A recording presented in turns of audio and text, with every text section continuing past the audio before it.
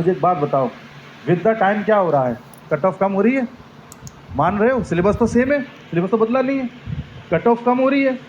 और आज आपको पता है कि इंटरनेट के ज़माने में ऐसी कौन सी चीज़ है जो नेट पर अवेलेबल नहीं है? यूट्यूब पर तमाम चैनल हैं, कई सारे कोचिंग्स हैं, कई टीचर्स हैं, कई स्टूडेंट्स भी हैं, सारी चीज़ें हैं, कोई कमी तो नहीं है।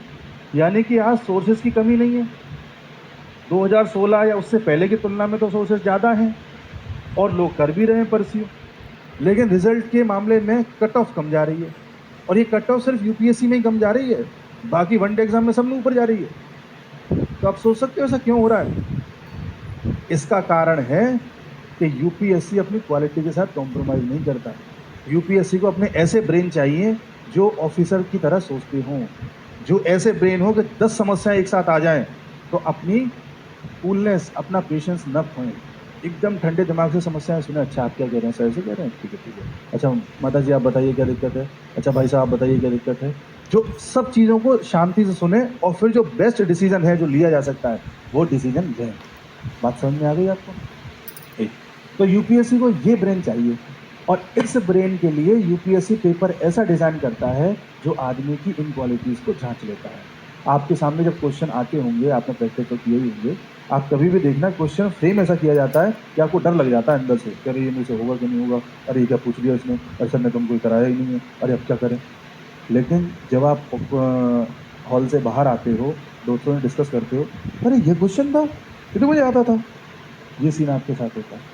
अगर आपके साथ ये सीन हो रहा है तो समझ जाना यूपीएससी ने उस क्वेश्चन में खिलवाड़ किया है, या तो उस क्वेश्चन में किया है या उससे पहले 5 क्वेश्चन में कर चुका है जिसका असर है 6वें में पड़ गया और आपने क्वेश्चन गलत कर दिया।